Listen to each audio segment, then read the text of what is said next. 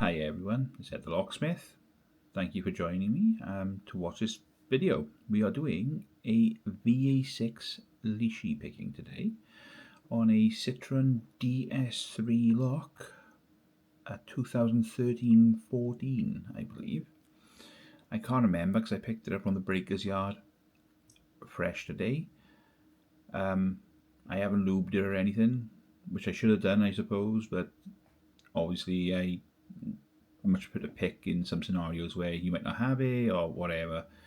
Anyway, so I'll give you a brief description of the pick and how it works, and I'll explain about all the little details on it. Now, the same as any other video, you apply tension. Just enough to, well, turn it a little bit and pick away. But anyway, I mention this in my videos all the time, it's hard to explain the tension bar and how much turning force you're pushing onto it. So, well, hopefully we'll help you with that through some of the videos. I have some ideas on how I'm going to try and help people. Anyway, on this pick, it's a bit askew. She's untidy, I think. Here we go. Right. What you're going to notice on this pick is a couple of things. The numbers 1, 2, 3, 4, Q and 5, 6, 7, 8, H. Now, when we pick this lock and we decode it, we have arrows on the pick right there, and likewise on the very tip, which is right here. This one's saying decode to the left and this one's saying decode to the right. So when I'm decoding, if I landed with the front one, which is to decode to the left, if I used that one and I was on, say, here, the second line down, I'd decode it to the left, which would be number 2. And if I did the same thing on the right one, I was on the second one down, it would decode to a 6. And then the letters are nothing to pay much mind to. It depends on how you want to do it. Your key machine will show you the same thing, 1, 2, 3, 4, Q and H and everything. And basically, number 4 and Q are the same. So Q can be 4 and 4 can be Q. And same with 8. 8 can be 8 and 8 can be H and H can be 8, and I'm getting confused. Gosh. So that's about it really. Now, obviously, at the end of this, I'll try to show you the decoding, and hopefully you'll grasp it better, because it can be quite hard sometimes to explain. It's better to show. Now, what you're going to notice with the spacings on these is you got 1, 2, 3, but then you got 4, 5, and then 6. But on top, 3 and 6 are there.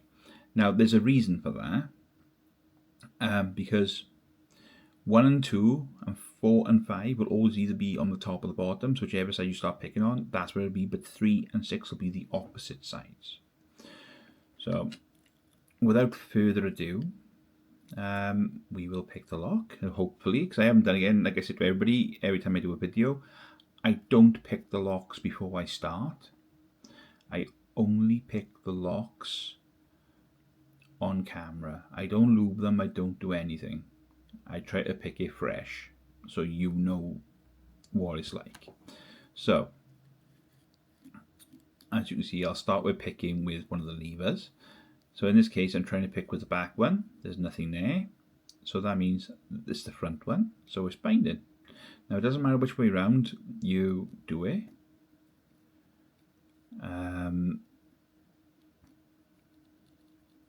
It's down to preference. I have my way of trying to keep them both together and then flicking them up. So, right, okay, that's the back one on number 3. So, 4, 5, they're all springy. And then number 6 is binding. You've got a bit of movement in there, so that's cool. So now, number 1 is the front one. Number 2 is the front one. Number 3 is the back one. Number 4 is the back one. 5 is the front one. And number 6 is the front one. And we'll just keep doing this all the way through. So 1 is fine, 2 is fine. Oh, I lost my place. Number 3, it feels like it's binding, but that doesn't feel quite right to me. So I'll skip it a minute. It just feels like something's wrong there. And I applied a bit more tension that time because I realised I was a bit slack then because it moved a little bit and I didn't compensate for it.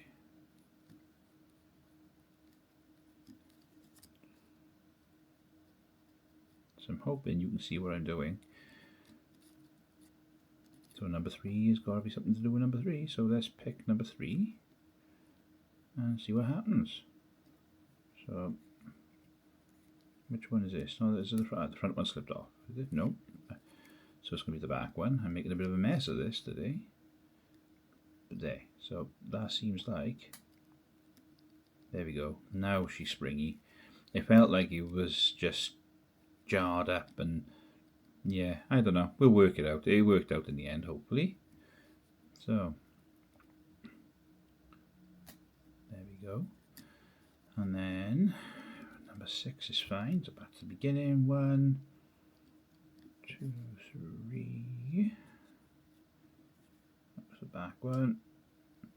Now, I'm going to point out when you're making a video, it's really hard to try and keep talking and keep picking at the same time. So, all these feel springy, so that tells me there's something wrong with number 3. So, there's nothing there. But, so if I try pop it up a bit, if you go the opposite direction, you can, there, pop it back up a bit. Now I'm going to leave that there because something's not quite right. I don't know what it is. It could be a lock that's no good because obviously I don't test them. I just pick them up and assume they work. So it's always fun. And the best part is, if it is a broken lock, we'll learn how to fix it together. So that will be the bonus. So 1, 2, 3 is still binding. It's really notorious here. It's being a bit of a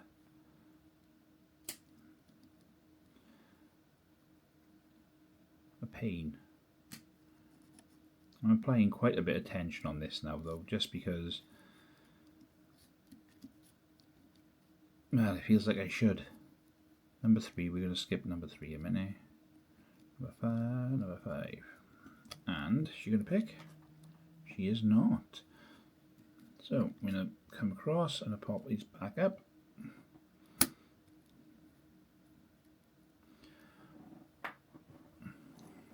And number 3 is now springy. So the lock, it seems, is a bit sticky, I think. So perhaps it does need a good clean out, which it most likely does, because usually I do it before every job. And there it is. Number 3 was the problem. I will be right back. I'm just going to flip the lock around and show you how to decode it. Okay, I'm back now. I flipped the lock around so we can decode it together. So I pull my pick all the way to the end each side because, you know, we've got to start somewhere, usually pin number 1. Anyway, so we know these two were the front ones, so we're going to push up on it and it landed on this side's closer to number 7, as you can see, but the arrow's going left. So if you follow it across, it goes to number 3. So the first number is 3. I'll write it down as I go. And then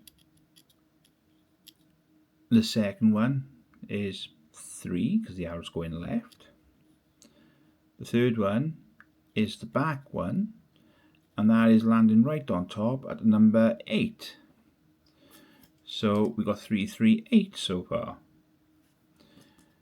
Now we're on number 4, and if I push up, it's the back one, and the arrow's going right. So that is number 8. Now I don't know if this code is correct. I'm just decoding it correctly. So it'll be something that I have to cut and try out. But I don't plan on using the lock, it's just for practice and videos.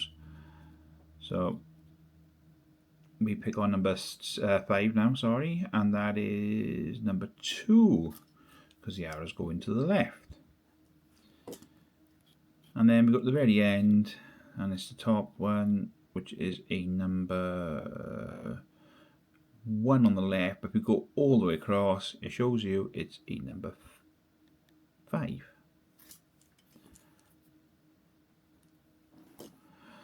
So I'll do a quick run through and chop my numbers up and see if I got it correct. So we have a 3, 3,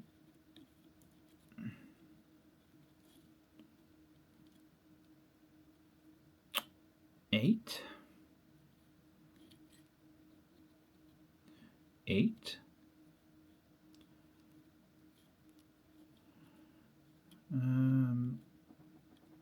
let's have a look there, 2, and then the last one's going to be, it's in between, but it was a 5, and that's it. So now, again, these locks are also common with faults. They're riddled with bad wafers, they get gunked up, the key blade wears out, there's like a million things they do. But you learn to overcome them. For example there, which was pin number 3.